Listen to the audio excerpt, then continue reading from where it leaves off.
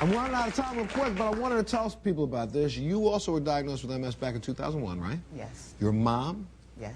Suffered from the fatigue, the balance, vision problems, correct? Yes. And then you hear what on the radio? I heard you say that strength training really helped with your multiple sclerosis. And at that point, I wasn't diagnosed yet, but I had heard that word, that I might have it. A few times. Right, I had lost my sight, and the eye doctor said that I had nystagmus, and that was a sign of multiple sclerosis, and other things had happened also.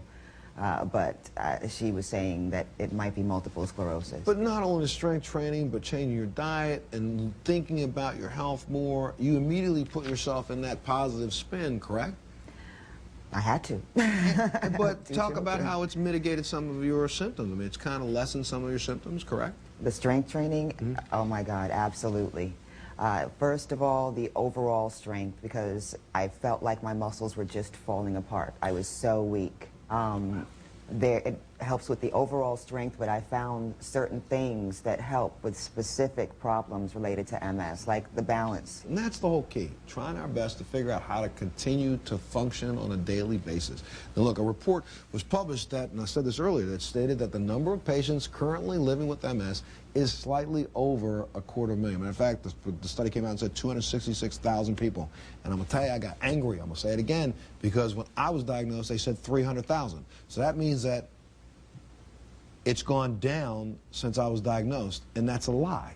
Just a blatant lie. And those numbers are drastically different from prior reports. As a matter of fact, the Montel MS Foundation had both Zogby and Gallup do polls, and both of those polls came back with doctors who said that they were treating patients and the numbers were well over 1 million. We recently sat down with some doctors and nurses who research MS from all across the country and got their opinions about this latest report. I want you to take a look at this. According to a recent report published by the American Academy of Neurology, approximately 266,000 Americans are living with MS. Based on the findings, MS would be very close to being classified as an orphan disease. Orphan diseases are those that are found in less than 200,000 cases. That means MS would receive less attention, less research, and less funding. The article states the prevalence of multiple sclerosis is 266,000 in the United States. The actual estimate of multiple sclerosis in the United States is probably significantly higher than that. In addition to that, there are many patients who have now come out and actually stated publicly that they have multiple sclerosis. In my opinion, if you take the population of the United States to be about 300 million individuals, then the prevalence of multiple sclerosis is about 600,000. The awareness just needs to be brought out more. Society needs to be enlightened about multiple sclerosis. It's hard to get the word out, and especially if someone is saying it's less prevalent or it's not that common, they're wrong. If you're going to put out numbers like this, you need to justify them. So I'm going to do everything I can possibly do to guarantee that we get a real, legitimate number for this disease within the next 6 months. I'm coming at you. We'll be back right after this.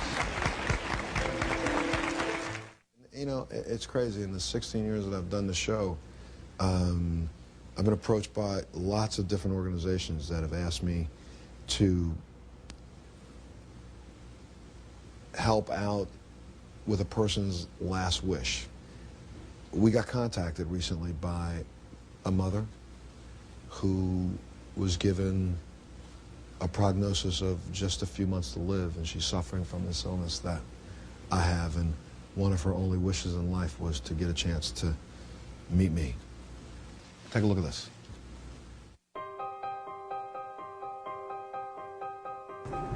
Thanks for inviting me. Ladies and gentlemen, Ebony, 27 years old, mother of 2. Yeah. Diagnosed now for how long? Since April of last year. Did the doctors say that they give you a limited amount of time to live? Has that been said to you? One doctor said that I have maybe a couple years. What do you think you have? I think I have longer than that. Talk to me about how this makes you feel, knowing you have an illness, and seemingly there's no one to help. There's nothing, nowhere to go, nowhere to turn. It's upsetting. Ebony, you got 2 little babies. Yes. What's it been like for your babies? They've been taken pretty well. They Especially just your know mom. that mom can't walk. And grandma's there for them. Yes. She's been there every day. 3-year-old and a 5-year-old. She's asking grandma every day. When's mommy gonna come play? When's mom gonna get up? How are they dealing with this? Only thing they know is mommy's sick, mommy can't walk, mommy can't move her legs. But they don't act out. You know, to me, they're normal kids that act like 3- and 5-year-olds. A lot of the families don't step up to the plate the way you do. They don't. It just surprises me because I don't see it any other way. It's my responsibility. She's mine, you know. I love her. She's my air. She's my breath. I want her to be happy. I gave her life. Thank you so much for having me down, Ebony. Thank you. Thanks for, look at you. Still with a smile. Yeah. Through all this, huh? Why? Tell them why. I just think I'm gonna get out this bed and still live my dream of helping people. You want to. And believe it or not, right this minute you are. I'll be back right after this.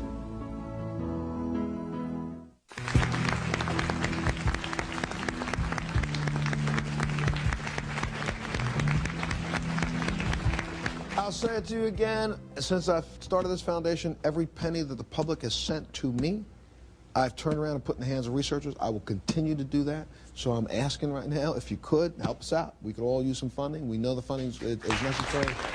Send it in. I got to tell you, if you want to go to the library, you can pick up a copy of Dr. Howard Weiner's book, which is called Curing MS. That's in there right now. And Dr. Weiner, I will ask one more time. We are living in exciting times, are we not?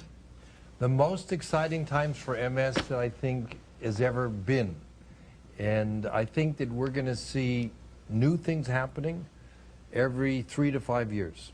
Everybody in this studio audience is going to be leaving with a copy of Lynn and Cheryl's book, which is called The Art of Living with Multiple Sclerosis. And if you want to be able to book the two of you guys or get in touch with you, you can come and speak, because I know you're speaking to groups all over the country. You can come up on our website and we'll get you the information on how to link you to the National MS Society, and you'll go out and speak, right? Absolutely. That's a done deal. And everybody in the audience is also going to walk away with a copy of my book, Climbing Higher, which is my journey with MS.